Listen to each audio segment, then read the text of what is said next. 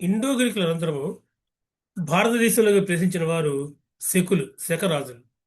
నిజానికి వీరు సిథియన్ తెగకు చెందినవాళ్ళు. సిథియన్ తెగ ఇది మధ్యాసియాలో ఉన్నటువంటి దిగువ రష్యా ప్రాంతాలలో ఉండేటువంటి ఒక సంచార జాతి. అర్ధ సంచార జీవితం గడుపుతూ పశుపోషణ ఆధారంగా జీవించేటువంటి విధానమే వీరికి కూడా ఉండేది. వీరికి ఆహారం సరిగ్గా లభించదు కాబట్టి వీరు చైనా సరిహద్దు ప్రాంతాల మీద దాడులు చేస్తూ నిరంతరము ఆ పంటలు దోచుకునేవాళ్ళు. అందువల్ల చైనా సరిహద్దులలో ఇది పెద్ద సమస్యగా మారింది. చైనా చక్రవర్తులు ఎంత ప్రయత్నం చేసినప్పటికీ కూడా వీళ్ళకి దారి దోపిడీ లాంటివి కొనసాగుతూనే వచ్చినాయి. అందువల్ల వారు అక్కడ ఒక పెద్ద బృహత్తర గోడ నిర్మించడం జరిగింది. షీ హుయాంగతి ఈ Shi Huangdi great wall of China బృహత్తర గోడను కట్టించాడు. దాంతో వీరు ఆ ప్రాంతాలకు వెళ్ళలేకపోయారు. ఆ బృహత్తర గోడ గురించి, చైనా గోడ గురించి మనం విషయం చెప్పుకుంటాం. ఈ చైనా బృహత్తర గోడ గురించి నేను ఒక విషయం చెప్తాను. ఆకాశంలో అత్యంత ఎత్తులోంచి నిర్మించేటువంటి మానవ నిర్మిత కట్టడం ఇది. అంటే మానవ నిర్మిత కట్టడాలు అనేక ఉన్నాయి. ఉదాహరణకి గాజా పిరమిడ్స్ ఇటువంటివన్నీ కూడా మనము భూమి మీద నుంచి పైకి వెళ్ళే కొద్ది కూడా ఇవన్నీ కనిపించడం మానేస్తాయి. చివరిగా కనిపించేటువంటిది, అత్యంత ఎత్తులో కనిపించేటువంటిది ఈ చైనా బృహత్తర గోడ. కనుక సర్వసాధారణంగా కాంపిటేటివ్ ఎగ్జామ్స్ ఏం చెప్తారు అంటే అంతరిక్షం నుంచి కనిపించేటువంటి ఏకైక మానవ నిర్మిత కట్టడం అంటారు. అంతరిక్షం అంటే ఎక్కడ స్పేస్ కాదు, మన భూమి మీద నుంచి అత్యంత ఎత్తులో కనిపించేటువంటిది ఇది. ఏదేమైనా అంత పెద్ద గోడ కట్టేటప్పటికి ఈ శకులు ఆ ప్రాంతాల మీద దాడులకు వెళ్ళడం కష్టమైపోయింది. కాబట్టి ఉన్నంతలోనే తిరిగి మళ్ళీ అక్కడ సంపాదించుకోవాలి. అక్కడ తిరిగి మళ్ళీ యూచి అనే తెగ ఉంది. యూచి తెగ అంటే వేరెవరో కాదు, రాబోయే క్లాసులో మనం చెప్పుకోబోయేటువంటి కుషాణులు. ఈ సిథియన్ తెగలకి యూచి తెగలకి మధ్య నిరంతర యుద్ధాలు జరిగినాయి. ఆ యుద్ధాల్లో యూచి తెగ విజయం సాధించింది. కనుక శకులు ఓడిపోయారు. ఓడిపోయిన శకులు ఆ ప్రాంతాల నుంచి పక్క ప్రాంతాలకి వెతుక్కుంటూ ఆవాసం వెళ్ళిపోవడం ప్రారంభించారు. అందులో భాగంగా పక్కన బ్యాక్టీరియా ఉంది. ఆ బ్యాక్టీరియా మీదకి ఈ సిథియన్లు దాడి చేశారు. అక్కడ ఇండో గ్రీకులు ఉన్నారని ఇంతకుముందు క్లాస్లో మనం చెప్పుకున్నాం. కనుక ఆ బ్యాక్టీరియా ప్రాంతం మీద దాడి చేసి బ్యాక్టీరియా ప్రాంతాన్ని వీళ్ళు ఆక్రమించారు. బ్యాక్టీరియా గుండా హిందూ కుష్ పర్వత శ్రేణిని దాటారు. బెలూచిస్తాన్లోకి ప్రవేశించారు. వాళ్ళు పాకిస్తాన్లోని బెలూచిస్తాన్ ప్రాంతంలోకి ప్రవేశించారు.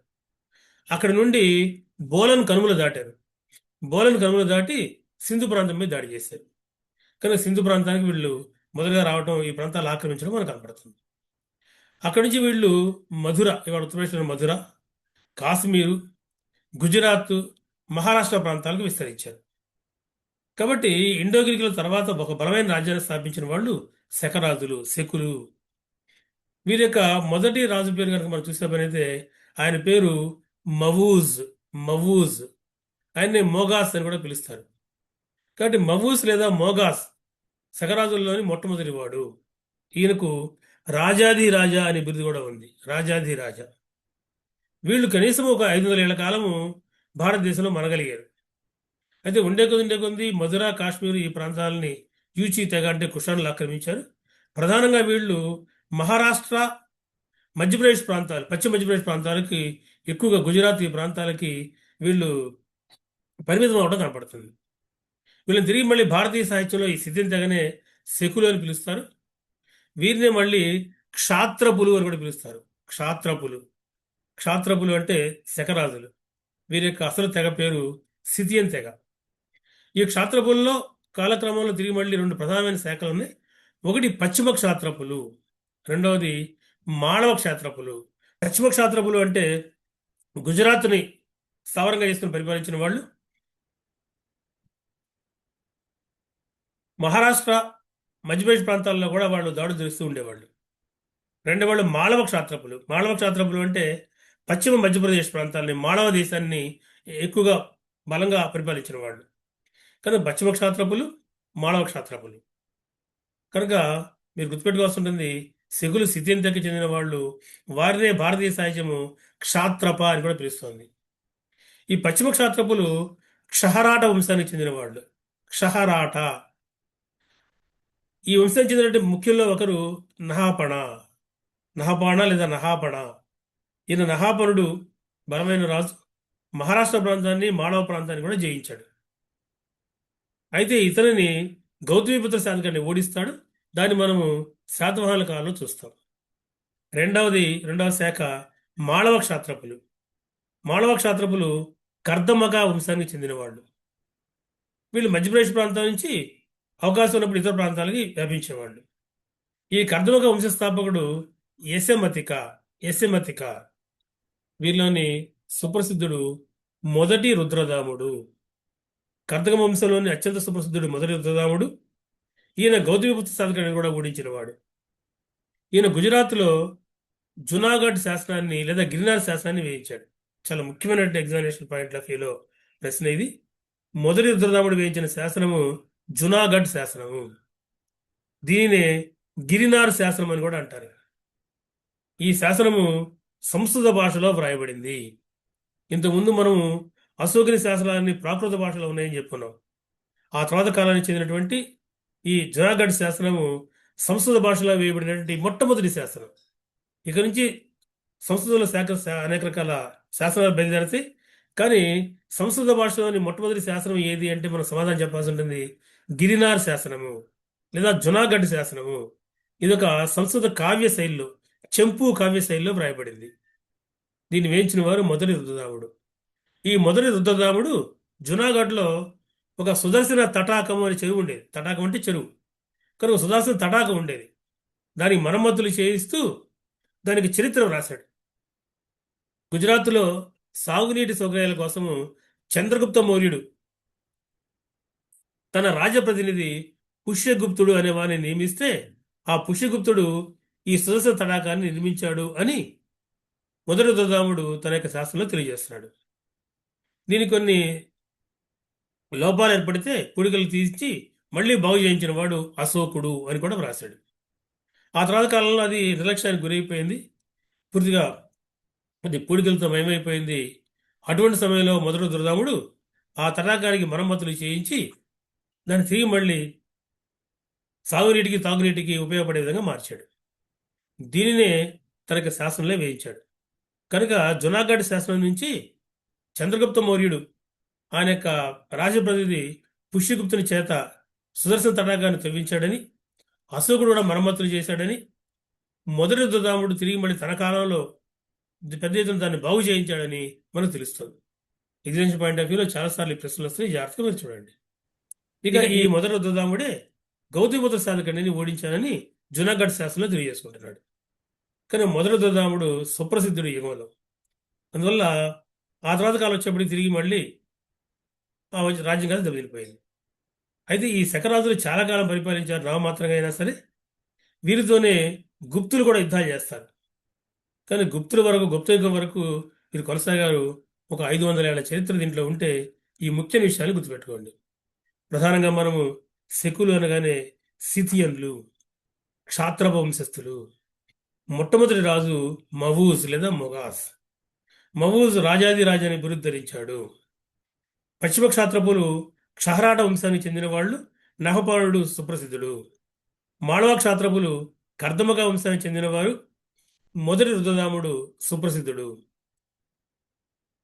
జునాగఢ్ శాసనాన్ని వేయించింది మొదటి రుద్రదాముడు.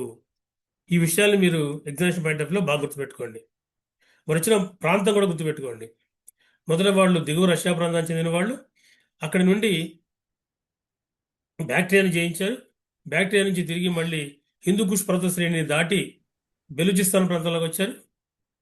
అక్కడి నుండి తిరిగి మళ్ళీ బోలన్ కనుమలను దాటి భారతదేశంలో ప్రవేశించారు. మొదట విశాలమైన రాజ్యాన్ని స్థాపించినప్పటికీ కూడా వారు ప్రధానంగా తిరిగి గుజరాత్, మహారాష్ట్ర, మాళవ ప్రాంతాల్లో చాలా కాలం పరిపాలించారు. మొదటి రుద్రదాముడు జునాగఢ్ శాసనాలు ఏమవుతున్నాయో అవన్నీ కూడా ఎగ్జామినేషన్ పాయింట్ ఆఫ్ వ్యూ ముఖ్యంగా గుర్తుపెట్టుకోండి. ఆ తర్వాత భారత్లోకి ప్రవేశించిన వాళ్ళు పార్థియన్లు. పార్థియన్లు అంటే వీళ్ళు ఇరాన్ దేశానికి చెందిన వాళ్ళు, పారసీకులు. మనం చెప్పుకున్నాం ఇంతకుముందు, మొదటి రెండవ యాంటియోకస్ అప్పుడు మళ్ళీ తిరిగి ఇరాన్లో అంతర్గత కలహాలు చెలరేగిని ఇరాన్ వరకు తిరిగి మళ్ళీ ఇరానియన్లే పరిపాలించడం ప్రారంభించారు. వాళ్లే పార్థియన్లు. ఈ పార్థియన్లు కూడా తిరిగి మళ్ళీ భారతదేశంలో ప్రవేశించారు. ఈ పార్థియన్లే తిరిగి మళ్ళీ పహలవులు అని భారతీయ సాహిత్యంలో మనం పిలుస్తాం. అది ఎక్కువగా పరిపాలించి లేకపోయినప్పటికీ క్రీస్తకం మొదటి శతాబ్దంలో ఒక చిన్న ప్రాంతాన్ని పరిపాలించినట్టుగా మనకి చారిత్రక ఆధారాలు లభిస్తున్నాయి. కనుక వీళ్ళలోని సుప్రసిద్ధుడు గోండో ఫెరస్. గోండోఫెరస్ మొదటి వాడు ఈ ప్రాంతానికి వచ్చినవాడు. ఈయనే పార్థియన్ యొక్క రాజ్య స్థాపకుడు కూడా. గోండోఫెరస్, మొదటి గోండోఫెరస్. కనుక ఈయన కొంతకాలము ఈ ప్రాంతాన్ని పరిపాలించడం మనం చూస్తాం. ఈయన పాకిస్తాన్లో ఉన్నటువంటి తక్షశిలను రాజధానిగా చేసుకుని కొంతకాలం పరిపాలించాడు. కనుక తక్షశిల రాజధానిగా పార్థియన్లు కొంతకాలం మాత్రమే పరిపాలించారు. అందులో మొదటి గోండోఫెరస్ ముఖ్యుడు. ఇది కూడా మీరు ఎగ్జామినేషన్ పాయింట్ ఆఫ్ వ్యూ గుర్తుపెట్టుకోండి. మొదటి గోండోఫెరస్ రాజాది రాజా అనే బిరుదు కూడా ధరించాడు. రాజాది రాజా. మీరు కూడా నాణ్యాలు వేయించారు కాబట్టి ఈ నాణ్యాలన్నీ కూడా తిరిగి మళ్ళీ గ్రీకు కరోస్తి లిపిలో ఉన్నాయి.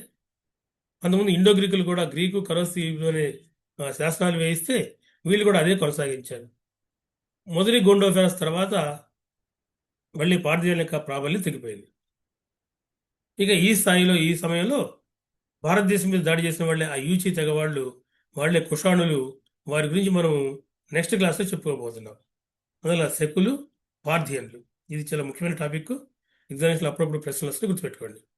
మొదటి గోండోఫెరస్ కాలంలో జీసస్ క్రైస్ట్ యొక్క ముఖ్య అనుచరుడు సెయింట్ థామస్ ఇక్కడికి వచ్చాడని, గోండోఫెరస్ని కొంతవరకు ప్రభావితం చూపించగలిగాడని, ఇక్కడ క్రైస్తవ మత ప్రచారం కొరకు సెయింట్ థామస్ వచ్చినప్పుడు గోండోఫెరస్ పరిపాలిస్తున్నాడని కొంత కథనాలు నడుస్తున్నాయి. కానీ దీనికి పెద్దగా ఆధారాలు లేవు. నిజానికి సెయింట్ థామస్ కేరళ ప్రాంతానికి వెళ్ళినట్టుగా ఆధారాలు ఉన్నాయి. అక్కడ కొంత మత మార్పులు చేశాడు ఆయన. అక్కడే తిరిగి మళ్ళీ ఆయన హత్యకు కూడా గురయ్యాడు. సెయింట్ థామస్ యొక్క సమాధి ఇప్పుడు మద్రాసులో, వాటి చెన్నైలో మనకి కనపడుతూ ఉంటుంది. కాబట్టి సెయింట్ థామస్కి మొదటి గోండోఫెరస్కి రిలేషన్స్ ఉన్నాయి అనేది అంత ప్రామాణికంగా లేనట్టు అంశం. ఏదైనా ఎగ్జామినేషన్ కనుక ప్రశ్న వస్తే దీని మీద కూడా మనం వాళ్ళు అడిగే అవకాశం ఉంటుంది. కాబట్టి కొంతవరకు గుర్తుపెట్టుకోండి. ఇది శకులు, పార్థియన్ల గురించి. రాబోయే క్లాసుల్లో మీకు మరొక ముఖ్యమైనటువంటి వంశము కుషాణ వంశము. ఆ కుషాణ వంశానికి సంబంధించిన అంశాన్ని మీకు తెలియజేస్తాను. ప్రస్తుతానికి స్వస్తి.